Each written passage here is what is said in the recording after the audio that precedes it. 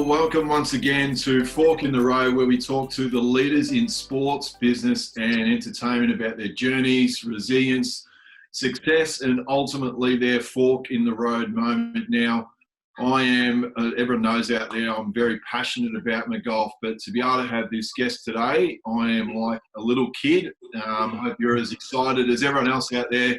He really does carry the flag for Australian golf overseas. He's a part of the CBS team, which when we watch the Masters and all these major tournaments, it's great to hear an Aussie voice and great to hear one in this guy. He's a British Open champion and also one of the best blokes you'll meet on the face of the planet. Welcome, Ian Baker-Finch. Thanks very much, Corey. It's a very nice intro. Lovely to be with you, mate. Yes, I'm actually, and I'm not far from where you grew up, mate. I'm on the sunny coast now, where not only around the corner that you actually grew up in Biwa. So I think Biwa, for people that probably these days, that was and where the crocodile hunter, where it's only just the corner. Yeah, exactly right. He went to Landsborough Primary School, Steve Irwin. I went to Peachester, which was about 6 miles up the road. And now the Australia Zoo, as you know it, abuts the property where the Biwa Golf Club still remains, 18-hole course that my dad and a lot of the farmers in the area built back in the 60s. So, yeah, it's a great area. As you know, I come home there every year to the sunny coast. I play up at Twin Waters and a lot of the other courses in the area when I'm back. And not able to plan a trip to get back this year yet, unfortunately. I'm hoping by November I can make it home again. Yeah, no, it's been obviously an interesting time. How have you utilised the time during the pandemic? I suppose you can, from a mindset point of view, you can approach it one or two ways, but how have you approached and been able to utilise the time effectively? The best thing for me has been to be home with Jenny here in Florida for the last 4 months. Yeah. We flew back from, I've got to show you this. I can put this up to the screen. On the 17th of February, this little baby was born. Yeah. And we got back that day just in time for the birth. And we've been able to spend 4 months with my daughter, Hayley, and her husband, Jake, and little baby, Eloise. So it's been great for Jenny and I to actually really have a different sort of family life than what we've had for the last 40 years, traveling every week. Yeah, I think that, as you mentioned, like when you obviously being in golf where you're traveling so much, I think that's the way everyone has probably came out of the pandemic, that, you can actually stop and value the time with families and take a breath for 5 minutes. Yeah, exactly. And because of wanting to go visit Eloise and Hayley and Jake and stay in touch with a couple of friends, and we've taken it pretty seriously. We change clothes, we shower 3 times a day, we're changing all the time. We're very cautious with how we travel around. If we go out anywhere at all, we've got the mask on. So we're fortunate that Hayley's only 4 miles away. We didn't need to go out of our own town to go visit her. Yeah. And she hasn't been out at all with her, except our house, her house. That's been the only movement about. So that's the silver lining for us. It's been terrible. I feel terrible and sorry for the people that have been affected, whether themselves or family loved ones.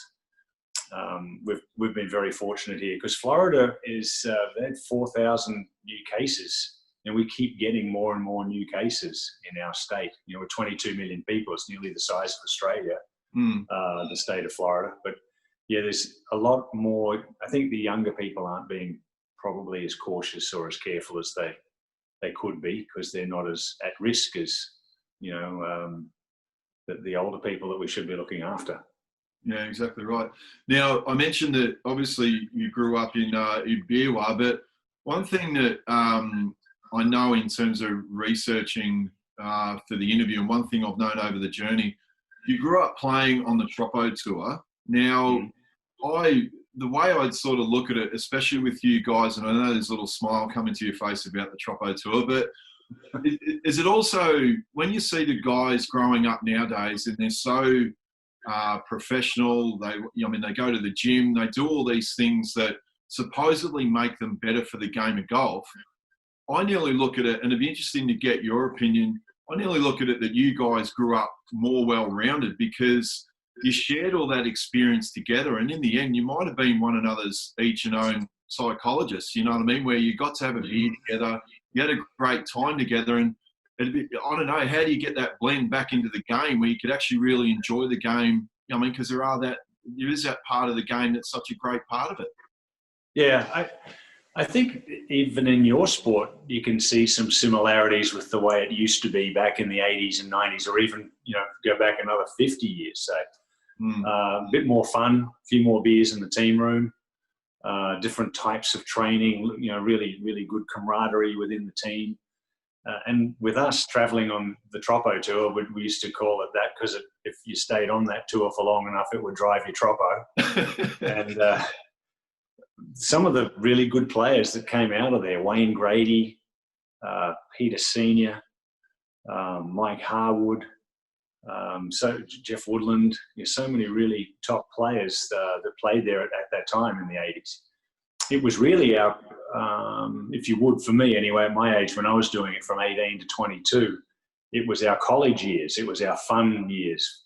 Be out with the boys, have a few beers, have a great time, and make a living playing professional golf while we were doing it. So yeah, it was many great times. I'm sure you've heard lots of great stories about the Sunshine Circuit in Queensland. And then we travel from state to state, wherever the sun was, like we were just talking before about Sunshine Coast in June is really pleasant.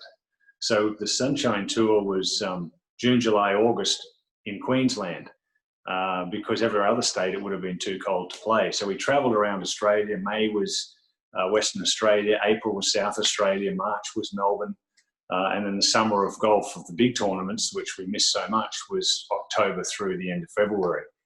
And we just played golf in Australia year round. And my brother used to look after my expenses, and he said, how do you make $10,000 a year and it costs you $15,000 to do it? How do you keep doing this, But fun times, great memories. And all of the boys, when we get together now, I'm 60 this year, and a few of the guys are a bit older than that. We still tell some fun stories of those days. And the names that you rattled off, it was such a good grounding for Australian golf and the guys that come through. Like, what do you think, and especially in today's, there's so much pressure on today's kids coming up to play the game. What do you think actually made you guys successful by going through that together? Was it the shared experience, or you could just push one another through the competition? What do you think it was that actually it produced so many great golfers out of that Troppo Tour? Yeah, the whole Australian Tour, all of those Pro-Ams through the middle of the year, and then the Australian summer of so many tournaments, we were constantly competing. And that's what I tell the young guys today, that the depth is so much stronger and tougher now, and there's so many more athletes, guys your size, coming in and playing the game. It is really, really difficult to excel in golf right now because it is so deep. And you'd better be in love with the game, and you'd better be really, really good if you're going to have any chance at all. And because 1 in 10,000 make it, and there's a lot just like you right behind waiting for a spot if you don't. And I think with us, although we were mates and comrades and having a great time together, we also drove each other. And I remember when Wayne won a tournament in the US Tour, I said, well, if Grades can do it, I can do it. We've been playing against each other for years. And then he nearly won the British Open in '89, should have won, and he three-putted the 71st hole to lose. Yeah. And Mark Calcavecchia went on to win that playoff with he and Greg. And then he won the US PGA Championship. And I'm like, well, geez, if Wayne can win that PGA Championship, I can win. And I went and won the Open the next year. We were constantly driving each other and constantly competing all the time. And there was a bunch of guys, I can't mention them all, but we're all around that same age. Roger Mackay, Wayne Smith went up to Japan and played. Mike Clayton was over there in Europe with Grades and myself, and there was a whole bunch of guys in that era that we just pretty much played every day, and we got better because we played and played and played. And at some tournaments, some years I'd play 40 tournaments a year on the circuit. We just played. That's what we did, right? And anyway, it's different times now. As I said, a lot of athletes playing. The game's different. You got to be faster and stronger and fitter. It's exciting to watch these guys, how far they can hit the ball now.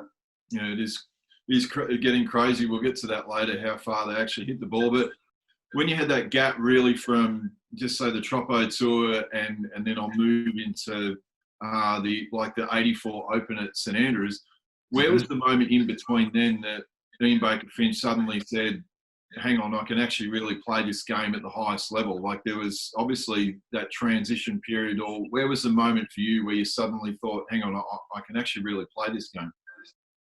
I would say in 1983, I started to play a little bit better. The great Peter Thompson, 5-time Open champion, sort of took me under his wing a little bit at that time. Well, a lot actually, but helped me a lot. Was really a great mentor in such a simple way. He was getting ready to go play the senior tour in the States, and we played a lot of golf together. He was never one to go to the range and hit thousands of balls. He'd wonder why, after we'd finished a game of golf, why I'd want to go hit balls. And he said, you played great today. What do you need to hit balls for? Oh, I just want to, go hit 100 balls. I always had 100 balls in my shag bag.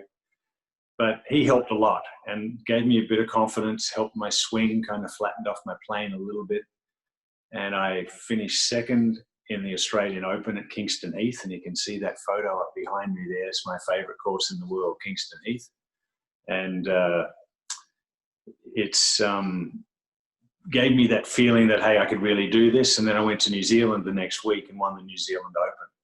So I won $16,000 for coming second at the Aussie Open and $18,000 for winning the New Zealand Open. And I thought I was a millionaire and I could afford to set a schedule to go and play in Europe the following year. So that was the turning point, that November of 1983. And, I got some exemptions and I was exempt into the British Open. I had 13 exemptions, 13 weeks in a row on the European Tour in 84. I was going over to play. So that was really the start of feeling like I could do it. I won the West Australian Open in 84 in May before I left.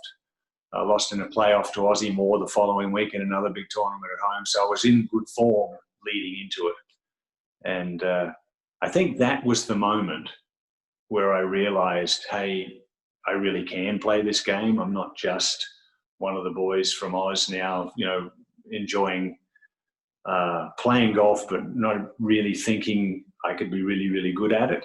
Yeah. And I think that 84 Open made me feel that way, that, hey, I can really do this. Maybe I should, set some new goals and try a bit harder, focus a bit more. Yeah.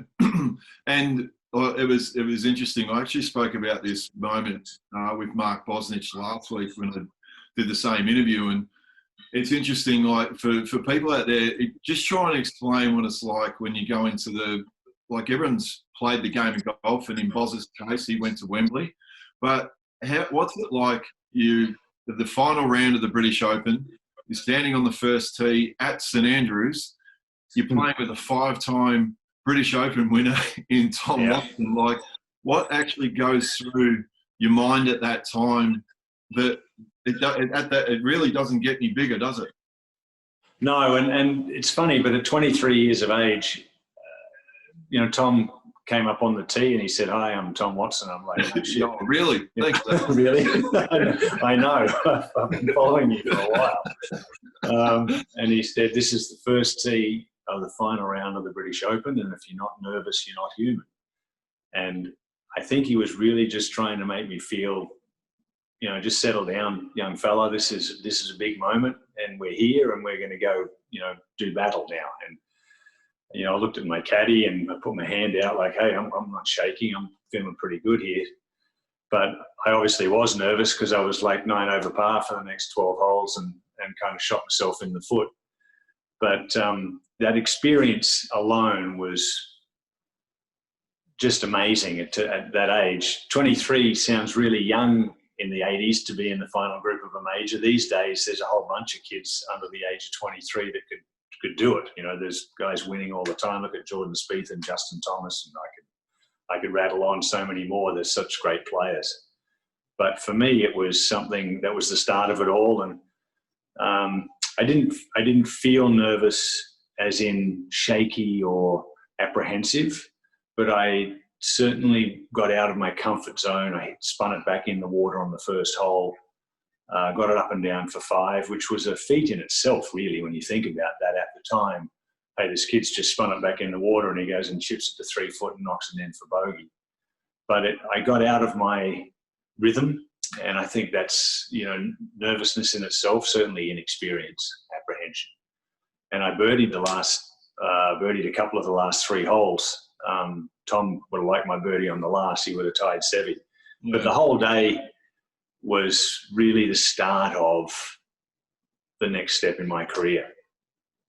It must have been, just going backwards on that, it must have been electric to be out on the course when, were you guys in the direct group behind Seve? No, yes, he was in the second to last group. He was playing with Bernhard Langer, and I was in the last group with Tom. Tom hit it on the road on the 71st hole. I think he was trying to hit it in with one club too many. He was trying to get it back to the pin instead of just hitting it on the front and having a 45-foot putt up the hill. Yeah. So that ruined him. And at that moment, I parred 17 and walked while Tom was putting and walked over to the tee, which is sort of right on the back of 17 green there at St Andrews. And I watched Seve, with the navy blue sweater on as he knocked that putt in for birdie to win. And Tom had to hold his second, I believe, to win then. But, we were right there watching it all. And no more satisfying experience playing in an Open Championship at St Andrews, but to be in the final group at St Andrews was something extra special. And then, just quickly, you then did it again with Faldo in 1990. So in the end, you could basically see this little apprenticeship was being formed, that playing in the final group with Tom Watson and then playing with Faldo, that it was a pretty good apprenticeship that would help you moving forward. Yeah, for sure. Actually, playing with Nick in the final group in 1990, that experience helped me win the next year, for sure. I saw how Nick handled it. There's a lot of commotion on the course at St Andrews because there's nowhere for everyone to go because it's in confines. You basically go out 9 holes, come back in 9 holes or thereabouts. So all of the media and all of the carts and all of the television people and whatever take off in front of you as we're walking down the hole. They have gone. So there's all this commotion and dust and noise and just so much going on. It's really hard to focus. I don't think Nick noticed one golf cart, one television person, one crowd member all day, the 4 hours we were out there. He barely knew I was there. And that experience of seeing how he went about winning, and in record fashion too, by the way, definitely gave me that little bit extra of, hey, I need to be that way, or this is how I need to focus the next year. Yeah, and look, and then so going into, we touched on it, going into 1991, even going into that tournament, I know that there's a few people that won a few shekels on Ian Baker-Finch because you did have some pretty good form going in and you stuck under the radar. But what was actually different in your mindset going into that week? Obviously, we spoke about the apprenticeship and you had, the previous experiences playing in the final group. But what made it all click that week where you just had this different level of comfort and knowingness that you were going to play well and ultimately win it? I guess I had the confidence that I'd been playing very well for an extended period of time, a couple of years, and especially through the summer. I just seemed to be comfortable with my game, comfortable with my swing. I wasn't searching for anything. I'd lost in a playoff the week before, hence the people were saying, hey, we think Finchy's a pretty good 40-1 shot next week. And as you said, a lot of guys, a lot of friends, a lot of caddies, friends of mine that won some money on me. I just wanted to go in and treat the tournament like any other tournament. If I could go in and just say, hey, I'm just here, I'm playing in another tournament, I'm going to keep playing the way I've been playing. And to me, that's the key of performing well in the cauldron. If you can just go to the grand final and play like you did in April and May when it was early in the season, right? You could get in there and just say, I know the other guys are all jazzed up, but I'm going to be in control of my emotions, and I'm going to be doing what I have to do.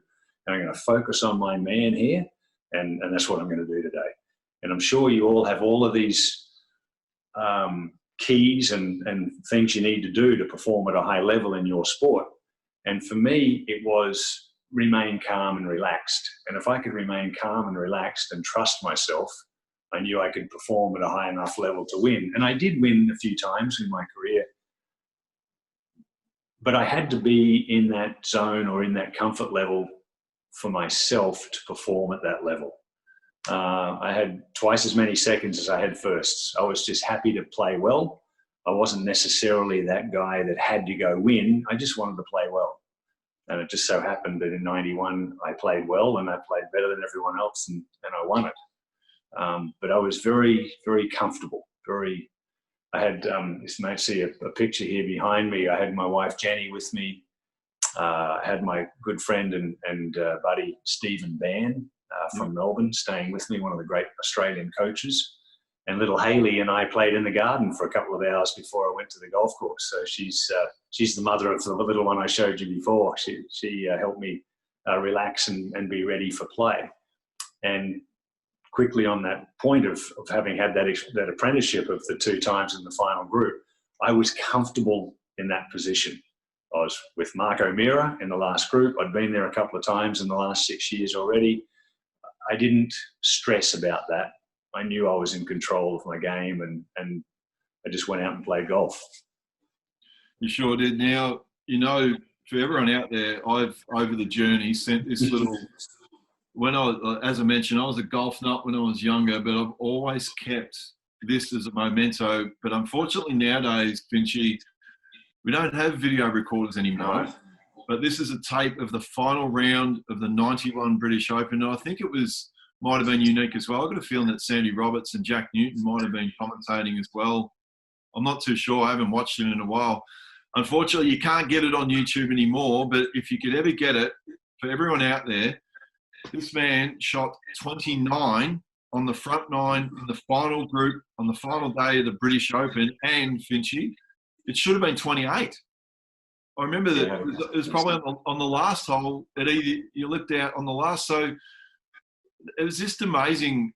I don't think the feat gets spoken about enough, that you shot 29 on the final day of a major in the final group. Like, how good was it? How rarefied air when you know that you're on? Because even I've watched that tape several times, and every shot that you hit, you could tell straight away that you absolutely flushed it, because you just put the follow through on it, and you knew, hang on, this is actually going to be close again. Yeah, it was amazing, really, that I was as relaxed and focused as I was, and I hit every shot right where I wanted it. I don't need to go through each one with you, but it was 4-iron at the first, 6-iron at the second, wedge at the third, 3-iron at the fourth, 8-iron at the fifth, 7-iron at the sixth, 7-iron at the seventh, 5-iron at the eighth, 8-iron at the ninth. I mean, I remember every shot vividly, as we do when we do things at a high level, in sport. Mark O'Meara is a good buddy of mine, and he still tells the story at corporate days and stuff, and says it was the best 9 holes he had seen, and he remembers it. It was so good. I hit the flag a couple of times. Yeah, I do remember that. It was pretty amazing. And then I kept looking at the leaderboard and saw how many I was in front, and I thought, man, I better not stuff it up from here, because I won't be allowed back in Australia. If I don't win this today from with a 5-shot lead, I'm screwed. So I just hit it in the fairway, hit it on the green, 2-putted from then on in, and played safe on the last for bogey to win by 2. But anyway, I knew I could do that, and I had stretches of when I did play really well, when I trusted myself and had days like that. But I had 29 on the front 9 at St Andrews the year before, so I actually had 29 a couple of times at the Open, and I just seemed to get up for the Open more than any of the others. It really meant a lot to me. Tomo helping me through my career in early days, being an Open champion. Greg winning in '86 was something special for the Aussie boys to watch another Aussie win an Open championship there at Turnberry. So yeah, it was just something special. I think if you ask all the Australians, they all want to win a major, and I'm not taking anything away from, say, David Graham or Wayne Grady or Steve Elkington, who won PGA championships. But I bet they'd all trade that Wanamaker trophy for a claret jug. I think the Open means a little bit more to the Aussies than the other Opens or the other majors. So, it was obviously made my life. I mean, Baker-Finch, the Open champion. It's pretty special. This episode is brought to you by National Make Good Solutions, experts in taking your commercial property back to the day it was built at the end of your lease. Regardless of whatever happens moving forward, mate, you're always known as the British Open champion. And in my eyes, got 29 on the final day. Now, just one other thing that I thought was pretty cool. It's I don't know whether you ever noticed in the AFL now that when the winning team, what they'll do is they actually stay around at the MCG that night, and they're all going out into the centre of the MCG when it's pitch black. Now, you might have been ahead of your time, because I think you went back to the 18th green later that night. That must have been pretty special to go back on the golf course at around midnight. I gather you might have had a few sherbets underneath the belt, and just to be able to sit there with the claret jug. I think it was Jenny and Steve Bann, and just sit around and tell some stories about the journey. Yeah, it was Jenny and Steve Bann, and we went back. It would have been at least 11 o'clock at night, close to midnight. And I had the claret jug with me. So when the guard came out and said, "Sorry, you can't come in," I said, "Hey, I just want to go out on the last green. I won this today." And the guy said, "Yes, come on through, Mr. Baker." So Banny and I walked back down to where I'd played my second shot from, had a look in the long grass there on the left side of the fairway, and then walked the hole back. Good times, good fun. Had a couple of Fosters and a couple of nice glasses of Aussie Shiraz, and we'd definitely done some damage out of the jug that night. But it wasn't a raucous party or anything. It was more how can I say, just an elated feeling of, hey, I've finally done what I set out to do. Yeah, that's what it's really all about. Yeah, 100%. Now, knowing what you know now, obviously after that, you went through, a bit of a rough patch. What would you have done different with the experience and knowledge that you know now? I know that there were different things that happened. There were rumours about where you try and hit the ball further and things like that. But knowing all the experience you've got now, if you could look back and say, okay, how would I approach differently that period after the British Open? I think I put too much pressure on myself to play like the British Open champion every day I played. Yeah. Instead of just being me, I'd been a top 50, 30, 20 at times player in the world for a long while. And I jumped up into the top 10 with the Open win.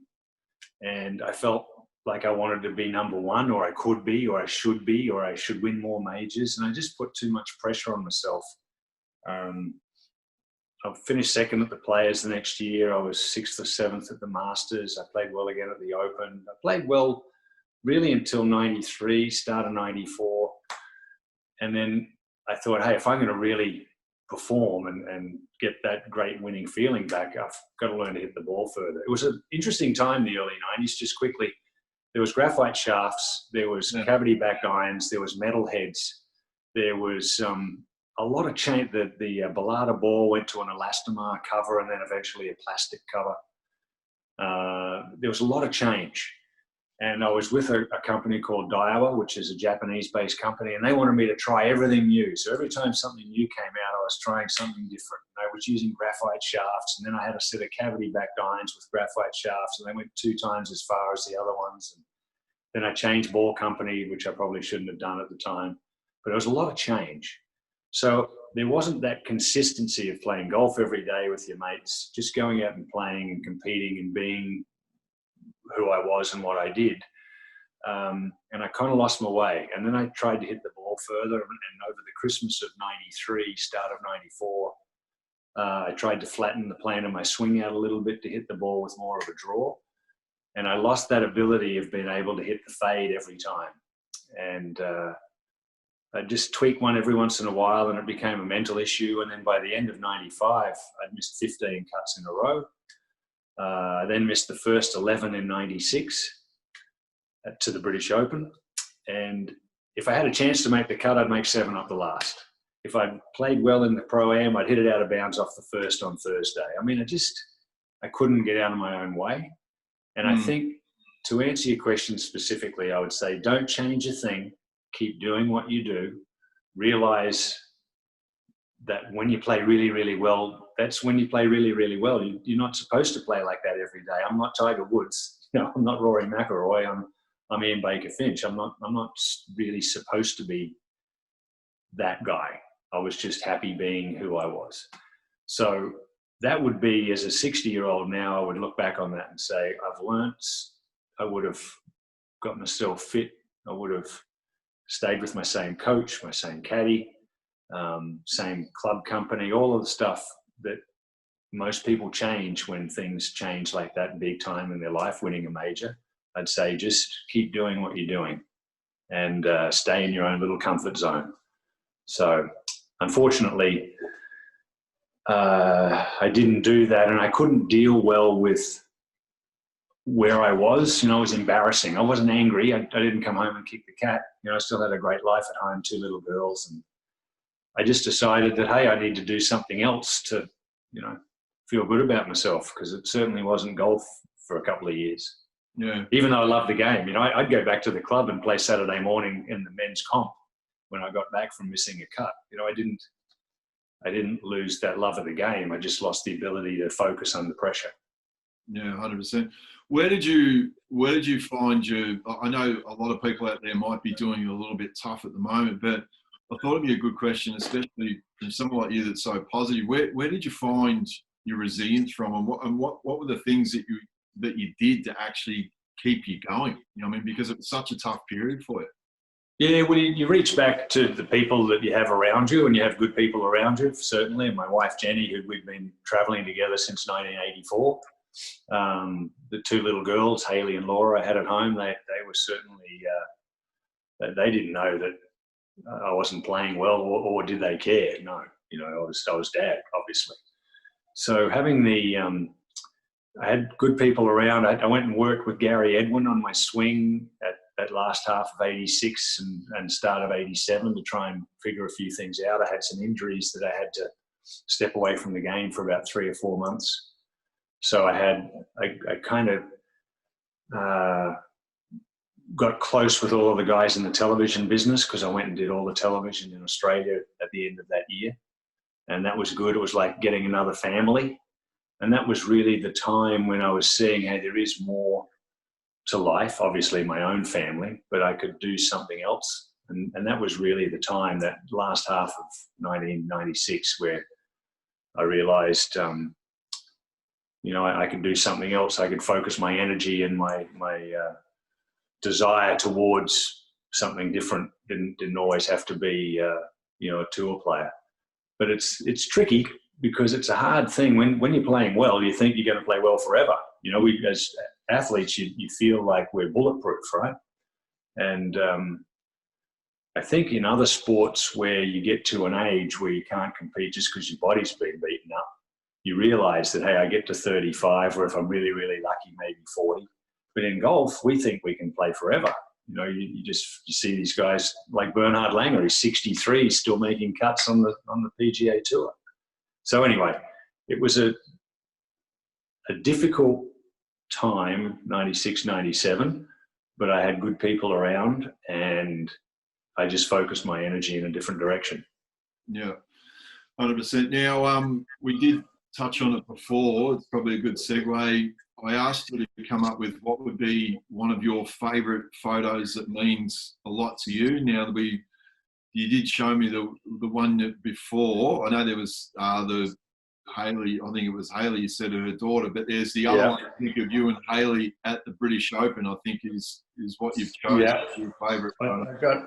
I got that one there. That would be my favourite photo of when I won the Open in 91, with little Haley looking in the claret jug. I've got another one behind me there with Jenny, who was 6 months pregnant with Laura. means a lot to me. Another one there, I don't know if you can really quite see it, but Jenny with me when I won the Aussie Masters in '88. I've got the 88. Masters trophy there. I've got some great photos on my phone with Peter Thompson, and some lovely photos on the wall of some great British Open venues that I used to always study, and I've kept, I've got another wall of them in another area of all of the great British Open venues. So yeah, I've always, I'm a golf nut like you, Corey. I still love my golf, mate. Just still play 4 or 5 days a week, and had a game today, shot one under par at my local course. So just lots of great memories. It's been a good life. Now, speaking of great memories, there is the US Masters when Adam Scott won. Now, I did have the pleasure of interviewing you and Peter Senior. I think it was down in Portsea. It was after a seniors event down there. Yep. And again, because I've watched the US Masters, I mean, it's like the tournament that everyone loves.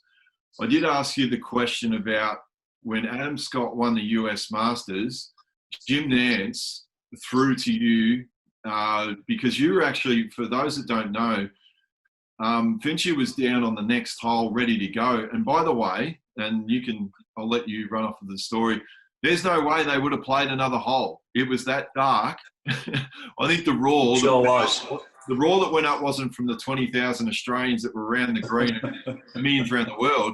I think the roar was from Augusta National itself, that we didn't have to come back on Monday. But just take us through how special a moment it was for you to be an Aussie, and we finally got the monkey off our back at Augusta.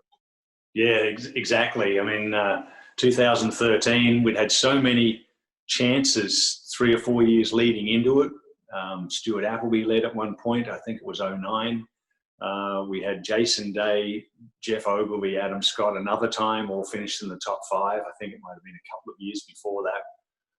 Jason Day again had a chance.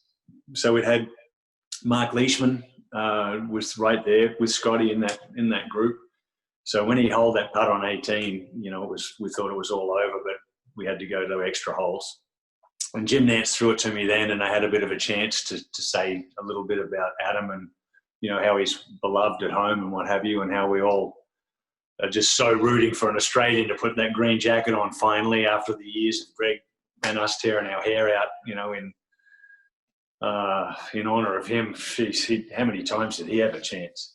But anyway, just on that, Finchy, sorry. Yeah. So when Scotty holed that putt on 18, yes, do you then nearly turn into a fan like the rest of us? Because for me, it's nearly close to my favourite Australian sports moment of all time for 2 reasons. The fact that at that point we thought he'd won the US Masters, and Scotty's reaction, but also the reaction of Mark Leishman behind him with the little fist pump. Exactly.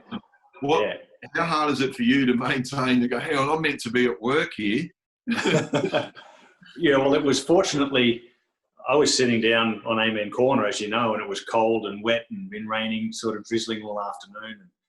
And they said, hang in there, Finchy, we'll come to you because the Aussies are doing well. Okay, I'm hanging in, I'm freezing my ass off here.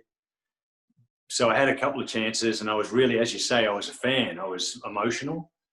And then when they went down and he hit that great shot into 10, another great sporting moment there when they both went thumbs up to each other, I thought that was very, very, it was unique. That was very special, I thought, from Angel Cabrera, who had won it in 2009, by the way. So he already had a green jacket. So we all wanted it so much. You can't really root for somebody, but it was so obvious that I just sort of forgot about that part of it, because I think everyone kind of was. No one was rooting against Angel Cabrera, and he showed that sportsmanship and the man he is, which was cool. But everyone was rooting for Adam because he's such a great guy. And we've seen that over this pandemic, what he's been doing at home on the sunny coast, playing with people and giving back. So we all know that.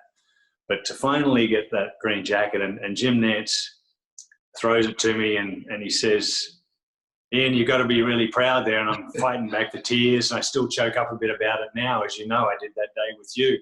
And I said, from down under to on top of the world, Jim. And that was probably the best thing. It was the only thing I could say, basically. I think I just left it at that. Because that's exactly how we all felt, right? It was from down under to on top of the world, because that's how you feel when you win a major. But to finally be the first Aussie to win the green jacket and win the Masters was extra special.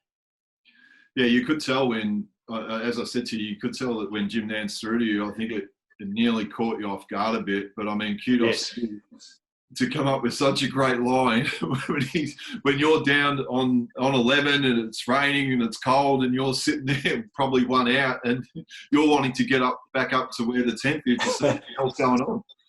It was Jim Nance and I had talked earlier that day about how great it would be if Adam could win or if one of the Aussie boys could win. He was asking me about Mark Leishman, and he had coined over the years so many great lines, and that from down under really came from Jim, because we don't sort of see ourselves that way, do we? It's almost like what other people talk about us. You know, we come from the land down under. So it was really that thought, that image really came from Jim at that time, me saying that. Yeah, it did. It was a pretty special moment for me too. I was very emotional. And when Jason Day won at Whistling Straits, winning the PGA, I had the chance to call that one as well, and was very emotional at that time, because you just know what these young guys go through to win. It's not easy. There's a lot of money at the end that people tend to focus on, but the effort beforehand is what it's all about. And that was going to be my second last question. You must be incredibly proud of, like, all our Aussie golfers and the way that they carry themselves and the way that they represent. And it's just really, it's probably started from guys like yourself, Greg Norman, and seeing all this crop come through. You must be incredibly proud that you get to call a lot of our guys in the tower for CBS. Yeah, I'm very, very lucky. I'm blessed, because over those years that I've been doing this now, since 1996, I started working for Australia and then came over here, and I've been doing it, 25 years. Jeff Ogilvy won a major, another fine example of a good Aussie player and a hard worker. And then all of those guys that have won majors and won. This year we've had 4 winners: Mark Leishman, Cam Smith, along there, as well as good Aussies that could definitely win major championships coming up. And I don't see them all the time because I'm only out at half the events, but I always stay in touch. I texted Cam Percy and Cameron Davis today to wish them well in this tournament this week. They got in as ultimates. So I stay in touch, and good friends with Allenby and Appleby over the years as well. Had dinner with Stewie the other night. He's a trip.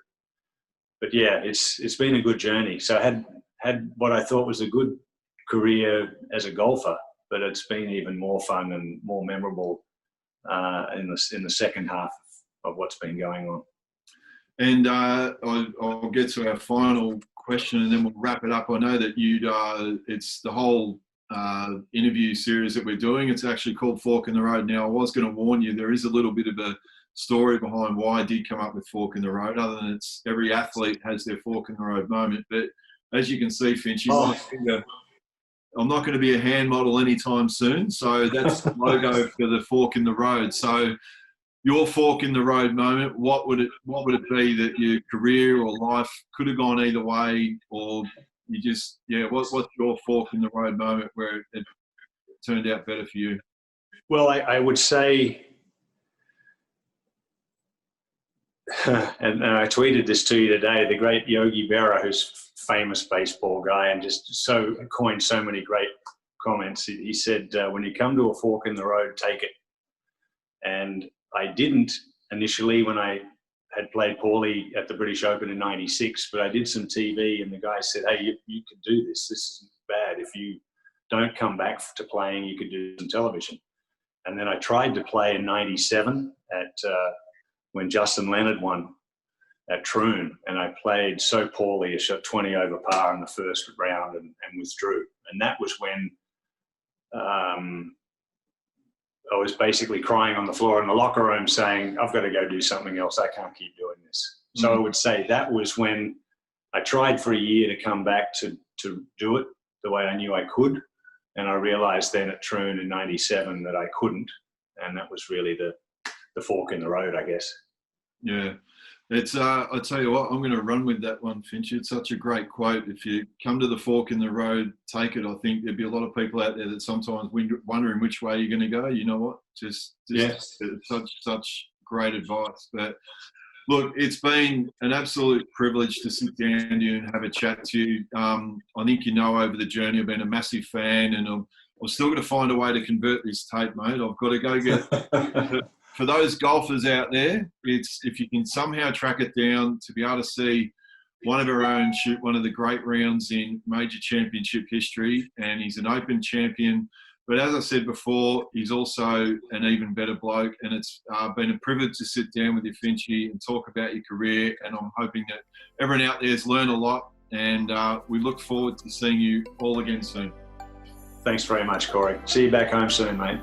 Will do, mate.